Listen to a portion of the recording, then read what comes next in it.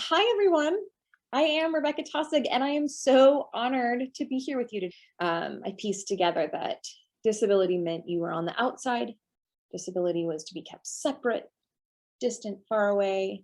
And over time, I started to see myself as fundamentally different, like almost like an alien child bobbing through outer space, existing like light years away from Earth. And I was something to gawk at, maybe, or even marvel over. But either way, it was distant.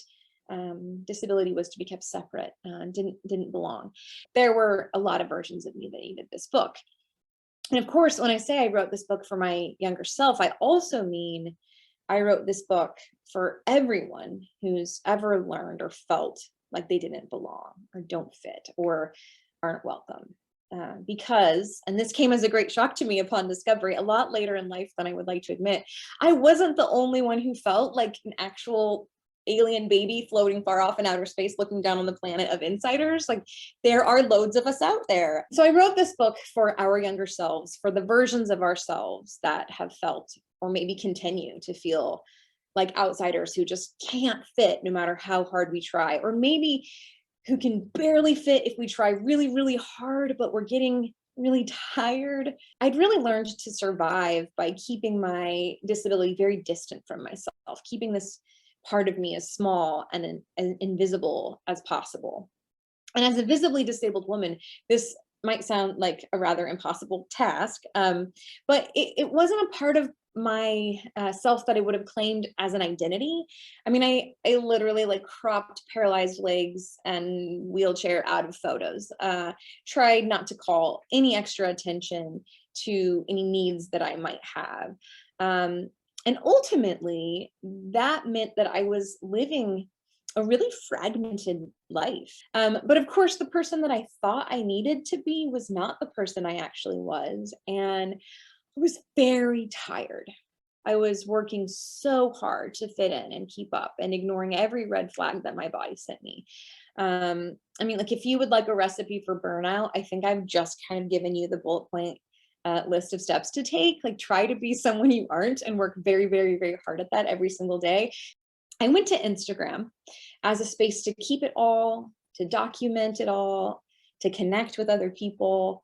I wrote short little pieces that eventually I started referring to as mini memoirs. And really, in the early days, they started out as pretty short reflections, like these tiny little tidbits of what life is like from my very specific, visibly disabled point of view. It was light and it was simple. It wasn't always light and simple in those early days. I also wrote about things like just describing the vulnerability of the moment that I get out of my car and take 3 steps to go to the gas tank. I found that the experience of disability is so deep and so wide and sprawling and complicated and everywhere. And so I started to really, my thinking about disability really started to change. And I wasn't really thinking about disability as a binary anymore. Like, you are disabled or you're not disabled, and those are your 2 boxes. Where do you fit?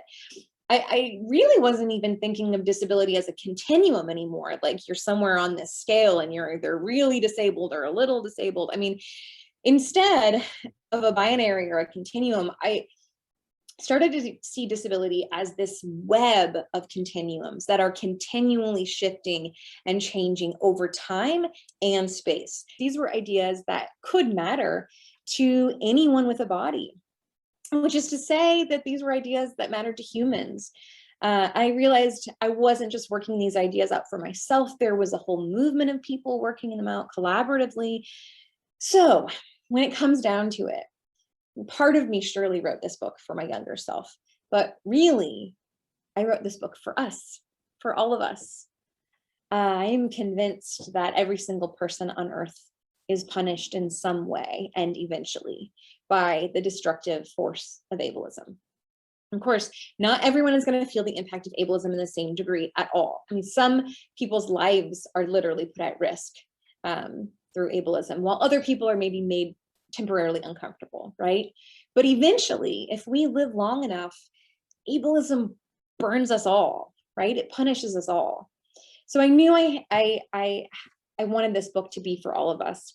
Not just people in graduate school saturated in theory and philosophy, and not just for those of us who grew up disabled. It had to be a book that anybody with a body could connect with. My 12-year-old niece could pick up and understand. And that's the book I set out to write. An invitation for all of us to question ableism, to push against it, to write different stories, to cultivate a world that cares for all of us better.